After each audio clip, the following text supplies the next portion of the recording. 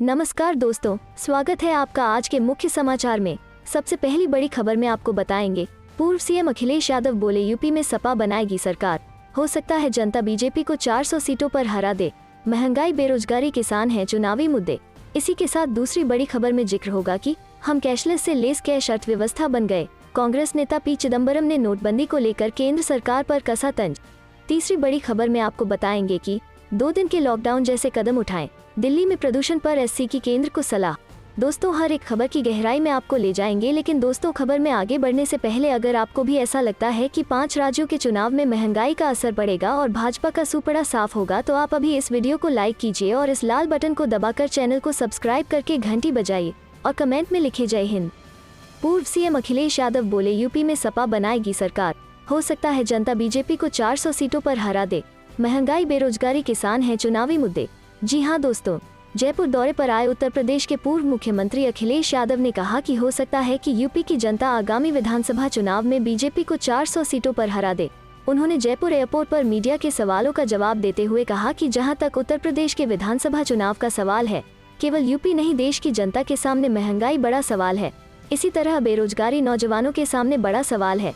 किसानों की आय दोगुनी कब होगी, किसान इसकी मांग कर रहे हैं। किसानों के लिए केंद्र सरकार को 3 काले कानूनों के वापस लेना चाहिए। ये सब चुनाव के लिए बड़े मुद्दे हैं।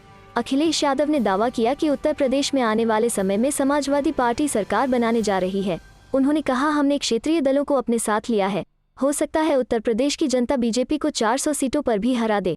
वहीं यूपी में जारी सियासी गहमा गहमी के बीच सलमान खुर्शीद की किताब में हिंदुत्व की तुलना आतंकी संगठनों से करने के सवाल को टालते हुए अखिलेश ने कहा कि मैंने किताब नहीं पढ़ी है, इसलिए मैं इस पर नो कमेंट्स। राजस्थान से अपना खास रिश्ता बताते हुए अखिलेश ने बताया कि उनकी शुरुआती पढ़ाई यहीं हुई है। वे मिलिट्री स्कूल से पढ़े हैं, जहां से निकलकर देश की रक्षा के लिए सीमा पर बहुत से सैनिक जाते हैं। अखिलेश यादव चौमू के पास हाड़ौता गांव में पूर्व जिला परिषद सदस्य वंदना यादव के परिवार में एक शादी समारोह में हिस्सा लेने आए थे। चार्टर विमान से उनका यह दौरा रहा। कार्यक्रम अटेंड कर अखिलेश वापस लखनऊ लौट गए। अखिलेश यादव का जयपुर हवाई अड्डे पर सपा कार्यकर्ताओं ने स्वागत किया। चलते हैं अगली खबर की तरफ। हम कैशलेस से लेस कैश अर्थव्यवस्था बन गए। कांग्रेस नेता पी चिदम्बरम ने नोटबंदी को लेकर केंद्र सरकार पर कसा तंज। जी हां दोस्तों, कांग्रेस के वरिष्ठ नेता पी चिदम्बरम ने नोटबंदी को लेकर शुक्रवार को नरेंद्र मोदी सरकार को निशाना बनाया और नकदी का चलन बढ़ने का हवाला देते हुए उसके नोटबंदी के लक्ष्यों को लेकर सवाल उठाया। चिदम्बरम ने ट्वीट किया, कुख्यात नोटबंदी के 5 साल हो गए, मोदी सरकार की लोकलुभावन घोषणाओं की स्थिति क्या है। उन्होंने लिखा, नरेंद्र मोदी ने पहले कहा कि हमें कैशलेस अर्थव्यवस्था बननी चाहिए। कुछ ही दिनों में उन्होंने महसूस किया कि यह बेतुका लक्ष्य है। उन्होंने लक्ष्य बदलकर उसे कम नकदी वाली अर्थव्यवस्था कर दिया। नोटबंदी के दौरान 18 लाख करोड़ रुपए चलन में थे और अब वो 28.5 लाख करोड़ रुपए हैं। पूर्व वित्त मंत्री ने कहा, ऊंची बेरोजगारी और मुद्रास्फीति की मार, गरीब एवं मध्यवर्ग कम नकद कमाते हैं और कम खर्च करते हैं। हम वाकई कम नकदी वाली अर्थव्यवस्था बन गए हैं। 3 चीयर्स। नोटबंदी के 5 साल बाद चलन में नोट धीरे धीरे लेकिन बढ़ते रहे। हालांकि डिजिटल भुगतान में भी वृद्धि हुई और अधिकाधिक लोग कैशलेस भुगतान तरीके को अपना रहे हैं। मुख्य रूप से पिछले वित्त वर्ष में नोट चलन में बढ़े क्योंकि कई लोगों ने कोविड-19 महामारी के बीच एहतियात के तौर पर नकद को रख लिया। इस महामारी ने सामान्य जनजीवन और आर्थिक गतिविधियों पर असर डाला। चिदम्बरम ने एक अन्य ट्वीट में कहा, केरल के वित्त मंत्री के एन बालगोपाल ने पेट्रोल और डीजल पर संग्रहित करों पर कुछ आंकड़ों का खुलासा किया है और यदि वे तोड़ मरोड़ कर पेश किए गए हैं तो केंद्रीय वित्त मंत्री को इस पर अपनी बात रखनी चाहिए। उन्होंने कहा, आंकड़ों से खुलासा हुआ कि 2020-21 में उत्पाद शुल्क के तौर पर 3,72,000 करोड़ रुपए का संग्रहण हुआ। उसमें से बस 18,000 करोड़ रुपए ही मूल उत्पाद शुल्क के रूप में वसूले गए और 41% राज्यों के साथ साझा किए गए। बाकी 3,54,000 करोड़ रुपए केंद्र के पास गए। यह मोदी सरकार का सहयोगपरक संघवाद नमूना है। कांग्रेस नेता ने सवाल किया, इसके अलावा 3,54,000 करोड़ रुपए की विशाल धनराशि कैसे और कहां खर्च की गई। चलते हैं अगली खबर की तरफ। 2 दिन के लॉकडाउन जैसे कदम उठाएं, दिल्ली में प्रदूषण पर एससी की केंद्र को सलाह। जी हां दोस्तों, दिल्ली और एनसीआर में वायु प्रदूषण के मामले पर सुप्रीम कोर्ट ने शनिवार को सुनवाई की। सुनवाई के दौरान सीजेआई ने कहा कि हमें तत्काल नियंत्रण के उपाय चाहिए। जरूरत पड़ी तो 2 दिन के लॉकडाउन या कुछ और सोचें, वरना लोग कैसे रहेंगे। राजनीति और सरकार से ऊपर उठकर काम करने की जरूरत है।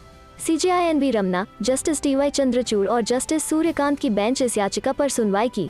पिछली सुनवाई में सुप्रीम कोर्ट ने केंद्र सरकार को प्रदूषण को रोकने के लिए तुरंत कदम उठाने को कहा था।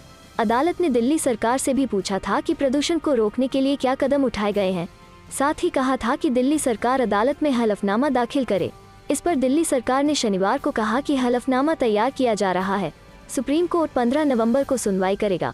केंद्र से कहा कोर्ट ने कहा है कि आपातकालीन मीटिंग की रिपोर्ट भी दाखिल करें। दिल्ली सरकार ने कहा कि उनका हलफनामा तैयार हो रहा है, आज दाखिल हो जाएगा। इस पर सीजेआई ने कहा कि ठीक है, कम से कम कुछ सोचा जा रहा है। वहीं सीजेआई ने केंद्र की ओर से पेश हुए एसजी तुषार मेहता से कहा, हम लंबी चौड़ी रिपोर्ट नहीं चाहते, न हम लंबी बहस चाहते हैं। सीजेआई ने कहा, हालात कैसे हैं सब जानते हैं, यहाँ तक हम घर में भी मास्क लगाते हैं। ये बताइए प्रदूषण से निपटने के लिए क्या कदम उठाए गए हैं।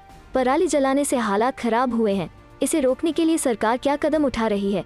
एसजी तुषार मेहता ने कहा, पराली का बायोमास और फ्यूल में इस्तेमाल होता है। हम पराली जलाने को रोकने के लिए कदम उठा रहे हैं, लेकिन 5-6 दिनों से हालात खराब हो रहे हैं। पंजाब में पराली जलाने के कारण हालत खराब हुए हैं। पंजाब सरकार को कदम उठाने चाहिए। सीजेआई ने सवाल उठाया, ऐसा लग रहा है कि आप कह रहे हैं कि केवल किसान ही इसके लिए जिम्मेदार हैं। हमें ये सरकार उस सरकार से कुछ लेना देना नहीं है। ये बताइए कि ये कुछ प्रतिशत है, बाकी प्रदूषण का क्या?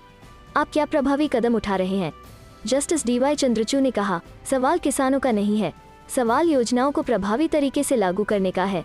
सुप्रीम कोर्ट ने तुषार मेहता से कहा, केंद्र क्यों नहीं किसानों से पराली लेती और उद्योगों को देती? हमें कुछ जिलों और सोसाइटी की जानकारी दे जहां पराली प्रबंधन किया जा रहा है। चलते हैं अगली खबर की तरफ। कांग्रेस पहली कलम से करेगी तीनों कृषि कानून रद्द, दीपेंद्र हुड्डा। जी हाँ दोस्तों, 3 कृषि कानून न केवल किसान बल्कि मजदूर, व्यापारी, कर्मचारी समेत सभी वर्गों की कमर तोड़ने वाले हैं। कांग्रेस पार्टी को मौका मिलते ही पहली कलम से तीनों कानून रद्द किए जाएंगे। यह बात राज्यसभा सांसद दीपेंद्र हुड्डा ने कितलाना टोल पर किसानों के अनिश्चितकालीन धरने को संबोधित करते हुए कही। उन्होंने कहा कि किसान आंदोलन ऐतिहासिक है, जिसमें 700 से ज्यादा शहादत हो चुकी है। इसके बावजूद शांतिपूर्ण ढंग से जन आंदोलन जारी है। राज्यसभा सांसद ने कहा कि बिजाई के समय किसान डीएपी के लिए दर दर की ठोकरें खाने को मजबूर हैं।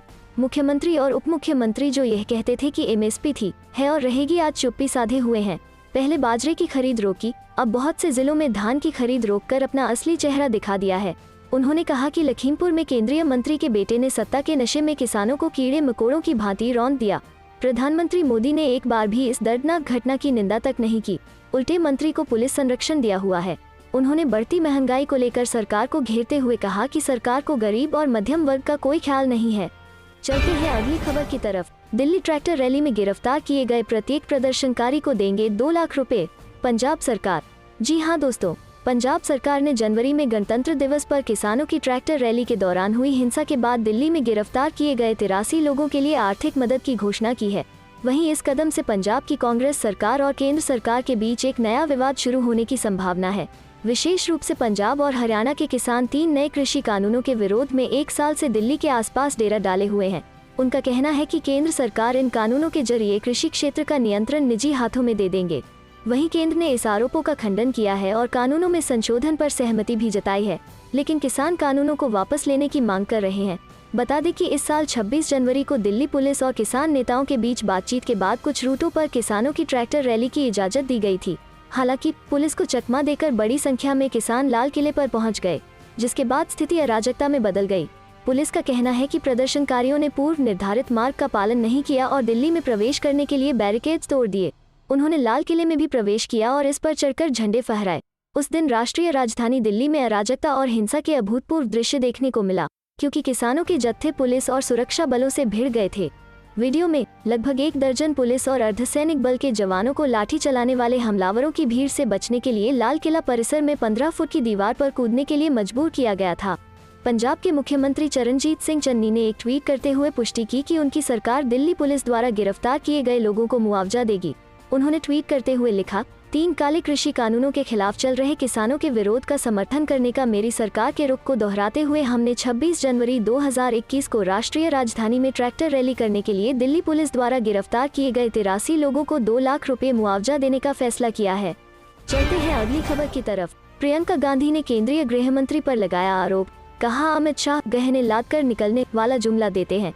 जी हाँ दोस्तों, कांग्रेस महासचिव प्रियंका गांधी ने उत्तर प्रदेश के कानपुर में अपराध की कुछ घटनाओं को लेकर शनिवार को केंद्रीय गृह मंत्री अमित शाह पर निशाना साधा और आरोप लगाया कि वो गहने लाद कर निकलने वाला जुमला देते हैं। लेकिन ये तो राज्य की महिलाओं को ही पता है कि उन्हें रोज किस तरह की चीजों से जूझना पड़ता है। उन्होंने ट्वीट किया, देश के गृह मंत्री जी गहने लाद कर निकलने वाला जुमला देते हैं, लेकिन ये तो ऊपर की महिलाओं को ही पता है कि उन्हें रोज किस तरह की चीजों से जूझना पड़ता है। कांग्रेस की उत्तर प्रदेश प्रभारी ने जोर देकर कहा, इसलिए लड़की हूँ, लड़ सकती हूँ, जरूरी है ताकि राजनीति में व सुरक्षा से जुड़ी नीतियां बनाने में महिलाओं की भागीदारी बढ़े। गौरतलब है कि अमित शाह ने पिछले दिनों उत्तर प्रदेश में कानून व्यवस्था की स्थिति की तारीफ करते हुए कहा था कि आज 16 साल की बच्ची भी गहने लेकर रात 12 बजे भी यूपी की सड़कों पर चल सकती है। चलते हैं अगली खबर की तरफ। 9 माह में 38,72,645 लीटर शराब जब्त, 62,000 अरेस्ट। फिर भी शराबबंदी वाले बिहार में नहीं थम रही मौतें। जी हाँ दोस्तों, बिहार की नीतीश कुमार सरकार ने साल 2016 से राज्य में शराब की बिक्री, सेवन और निर्माण पर पूरी तरह से रोक लगाई हुई है।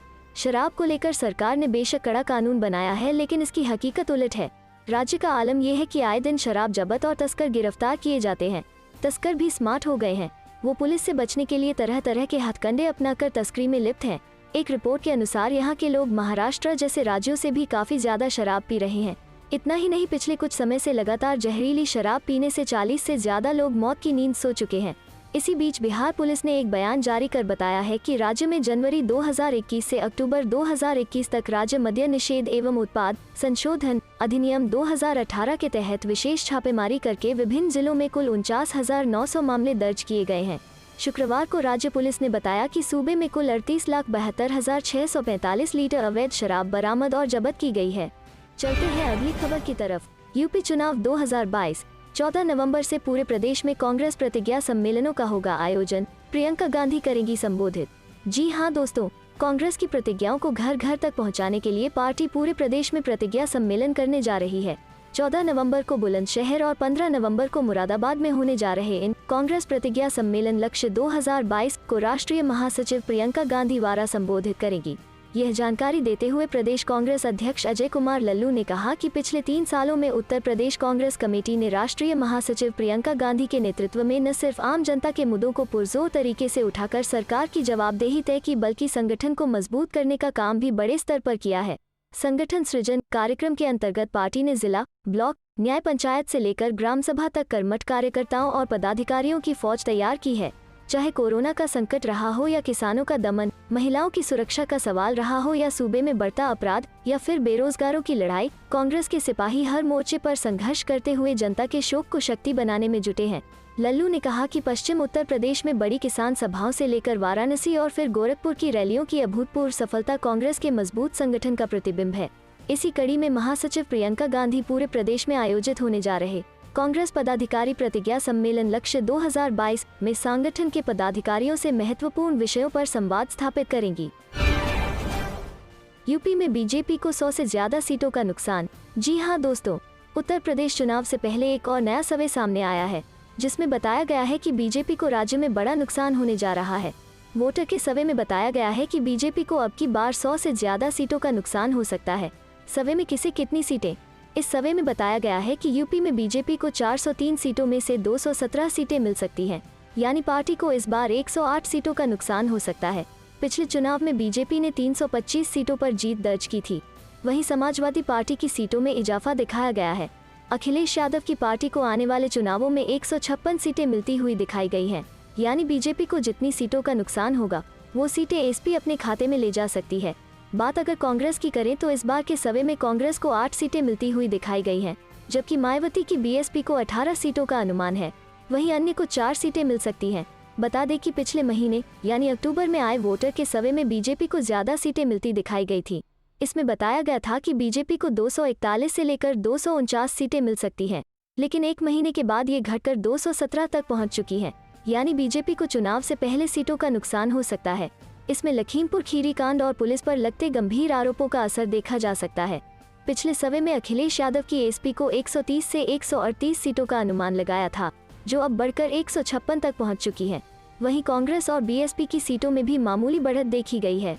चलते हैं अगली खबर की तरफ। चीन पर सीडीएस और विदेश मंत्रालय के अलग बयानों से भड़की कांग्रेस, सुरजेवाला ने पूछा कभी सच बताएगी मोदी सरकार। जी हां दोस्तों, विदेश मंत्रालय और प्रमुख रक्षा अध्यक्ष सीडीएस बिपिन रावत के चीन पर दिए बयानों पर कांग्रेस पार्टी ने सवाल उठाया है। पार्टी प्रवक्ता रणदीप सिंह सुरजेवाला ने पूछा कि क्या मोदी सरकार चीन के मुद्दे पर कभी सच बताएगी। विदेश मंत्रालय के प्रवक्ता अरिंदम बागची ने गुरुवार को साप्ताहिक मीडिया ब्रीफिंग में कहा, चीन ने पिछले कई वर्षों में सीमावर्ती क्षेत्रों के साथ साथ उन क्षेत्रों में निर्माण गतिविधियां की हैं, जिन पर उसने दशकों पहले अवैध रूप से कब्जा किया था। भारत ने अपनी जमीन पर न तो इस तरह के अवैध कब्जे को और न ही चीन के अनुचित दावों को कभी स्वीकार किया है। बागची ने ये बातें अमेरिकी रिपोर्ट पर पूछे गए सवाल के जवाब में कही। दरअसल अमेरिकी रक्षा विभाग ने अपनी एक हालिया रिपोर्ट में कहा है कि LAC के पूर्वी सेक्टर में चीन ने तिब्बत स्वायत्त क्षेत्र और भारत के अरुणाचल प्रदेश के बीच विवादित क्षेत्र में एक बड़ा गाँव निर्मित किया है। इस पर रणदीप सुरजेवाला ने ट्वीट कर कहा, विदेश मंत्रालय कहता है कि हम चीन के अवैध कब्जे को स्वीकार नहीं करेंगे। CDS चीन को क्लीन चिट देते हैं।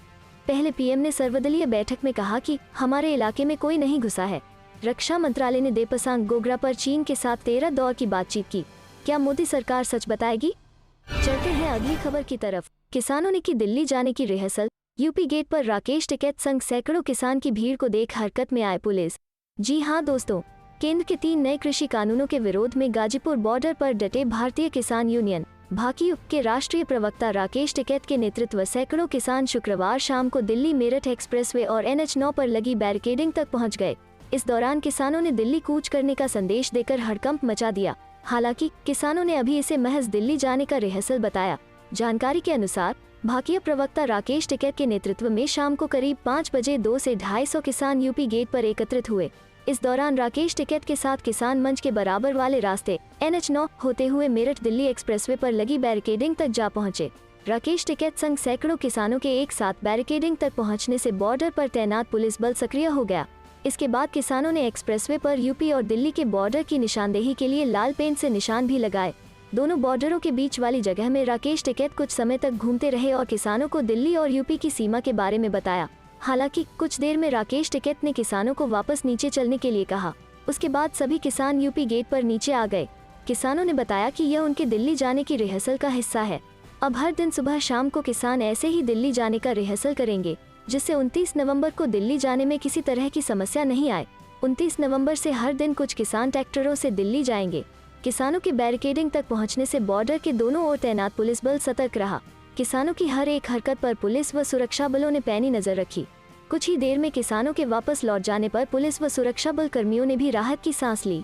चलते हैं अगली खबर की तरफ। किसान आंदोलन को दिल्ली HC से राहत, धरने पर बैठे लोगों को हटाने की याचिका खारिज।